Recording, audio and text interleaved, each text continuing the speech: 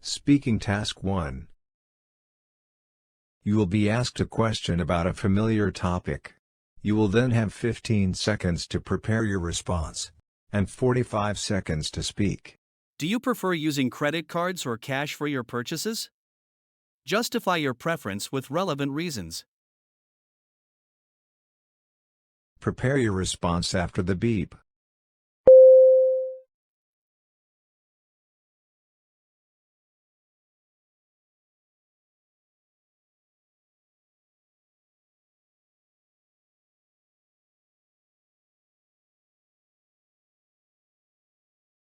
Start speaking after the beep. I prefer using credit cards for my purchases. Firstly, carrying large amounts of cash can be risky, it's easy to lose, and if it gets stolen, there's no way to recover it. Another reason is that credit cards help track expenses. For example, I can check my monthly statement online and see exactly how much I spent on food, transportation, or shopping. This makes budgeting a lot easier compared to using cash, which disappears quickly without leaving a record. Finally, many credit cards offer rewards, such as cashback or travel points, which provide extra value. For these reasons, I find credit cards far more practical than carrying cash. Speaking Task 2. You will read a short paragraph and then listen to a conversation between two people. You will have 50 seconds to read the paragraph. After, you will get a question about what you read and heard. You will have 30 seconds to prepare your response and then 60 seconds to give it. You have 50 seconds to read. Start reading after the beep.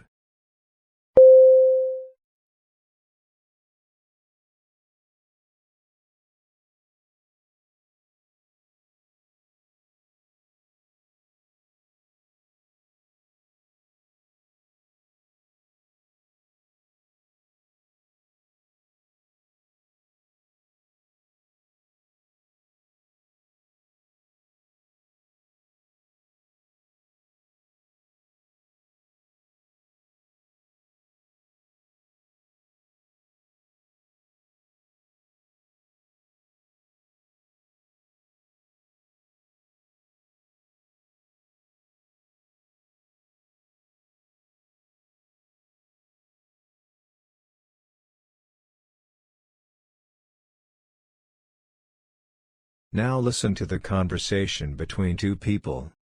I overheard you complaining about that new policy yesterday, Jim. That's right. I think it'll actually be bad for the undergrads, and it's definitely going to be bad for us graduate students. Why should grad students care? Look, grad school is about seminars, small seminars with just a few students, right? And there's a reason for that. You need small classes to get good discussions and individual attention. Put too many people in, well, it's goodbye to all that. Plus, these undergrads are smart. They've got the grades, but they aren't always prepared in terms of prior coursework. That can slow things down for us. Okay, and you were saying it's bad from their standpoint too? Right. Look, you did your undergraduate work at another university, and so did I. And that's pretty typical in general. You do your undergraduate studies at one university, and you go somewhere else for graduate school. Grad school's an opportunity to widen your horizons, meet new people, different professors, maybe live in a new place. If undergrads stay on, they won't get that. The man disagrees with the new policy. Explain why. Prepare your response after the beep.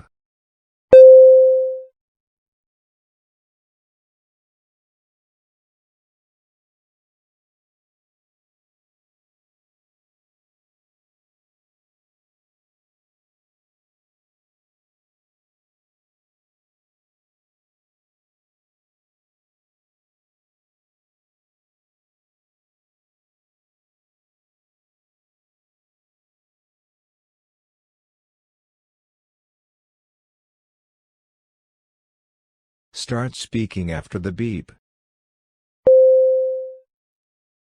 The man disagrees with the new policy because he believes it will negatively affect both graduate and undergraduate students. First, he says it will hurt the graduate students because graduate-level classes are supposed to be small to allow in-depth discussions and personal attention. With more undergraduates joining, the classes will become overcrowded, and the quality of the discussions and learning will go down. He also points out that even though these undergraduates have high grades, they may not have enough background knowledge, which could slow the class down for everyone else.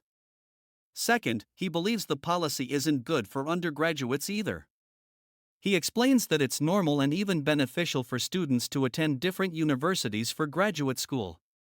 Doing so helps them expand their horizons, meet new people, and experience a new academic environment.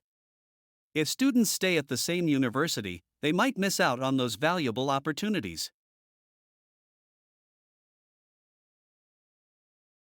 Speaking Task 3. You will read a short paragraph about an academic topic, then listen to a lecture about it. You will have 50 seconds to read the paragraph. After, you will get a question about what you read and heard. You will have 30 seconds to prepare your response and then 60 seconds to give it. You have 50 seconds to read. Start reading after the beep.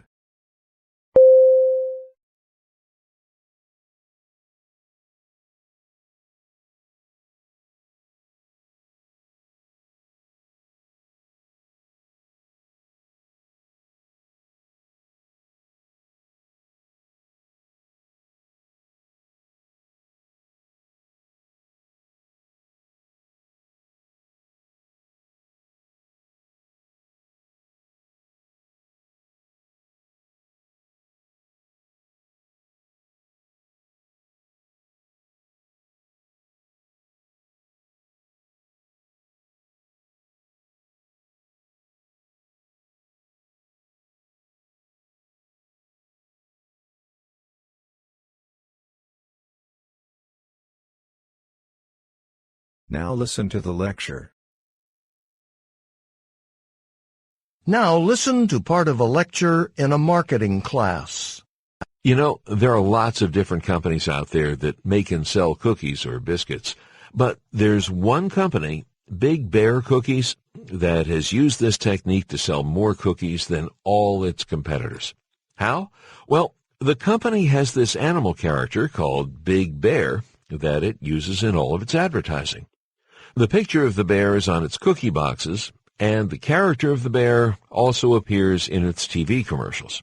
Oh, and of course, the cookies themselves are shaped like Big Bear. Now, most people who eat Big Bear cookies are children, and, well, they enjoy the bear and think that he's really entertaining and fun. In the TV commercials, for example, he's always saying funny things and dancing around in a lively, comical way. So, Big Bear makes children feel good about the company's cookies, makes children want to get them. And, you know, the really interesting thing is that the figure of Big Bear stays in people's minds and makes them think of cookies, even though bears don't usually have anything to do with cookies. I mean, bears certainly don't make or eat cookies, right? Yet, Big Bear is a character that people, particularly children, don't seem to forget, because year after year, Big Bear Cookies sells more cookies than any other company. Using the example from the lecture, explain the use of image advertising to sell products. Prepare your response after the beep.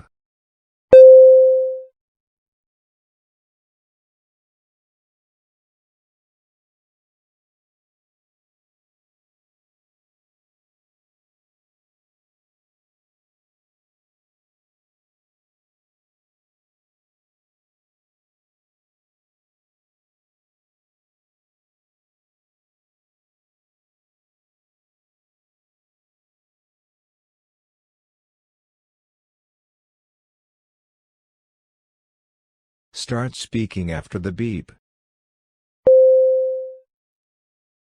The example of Big Bear Cookies illustrates how companies use image advertising to sell products by creating a memorable and positive visual character.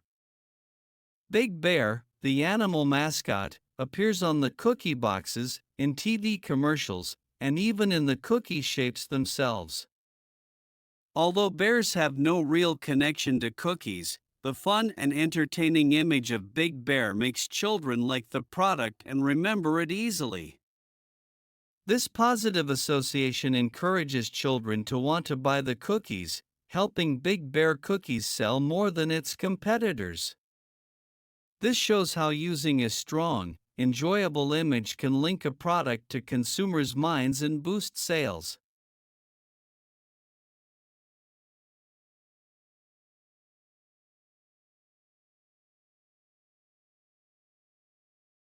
You will listen to a lecture about an academic topic. After, you will get a question about what you heard. You will have 20 seconds to prepare your response and then 60 seconds to give it. Now listen to the lecture. Okay, let's talk about how ultrasound works and how it's used in medical diagnosis. To make a long story short, ultrasound is very similar to the sonar devices we discussed last week. Remember the system that emits ultrasonic pulses and listens for reflected pulses from objects in the ocean? Well, ultrasound is really just another type of sonar. The sound waves used in the ultrasound are created by a crystal that moves rapidly back and forth, creating a sound. But you can't hear it because the frequency is so high. The doctor places the device, the transmitter that sends out the sound waves. The doctor puts that on the surface of the skin, so the sound waves are transmitted inside the body. And when this high-frequency sound is directed to a particular area, then the tissue and organs reflect the sound. The patterns of sound that are reflected are processed by a computer, and an image appears on the screen. And that tells the doctor whether there is something unusual there or not.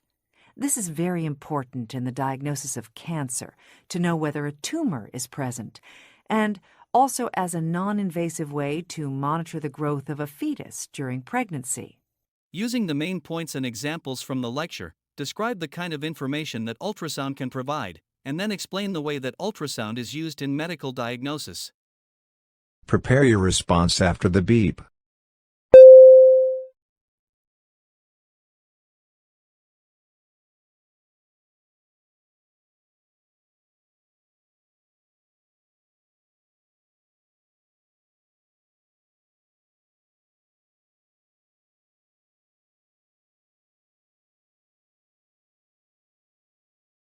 Start speaking after the beep.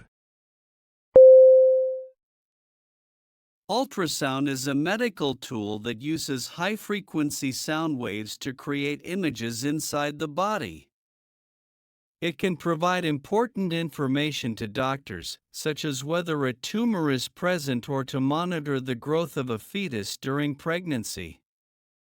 The sound waves are produced by a crystal that moves quickly back and forth, and these waves are transmitted into the body by a device placed on the skin. The sound waves then bounce off organs and tissues inside the body, creating patterns that are processed by a computer to produce an image on a screen. This image helps doctors to see inside the body and detect any abnormalities or issues that may be present, making ultrasound an important tool in medical diagnosis.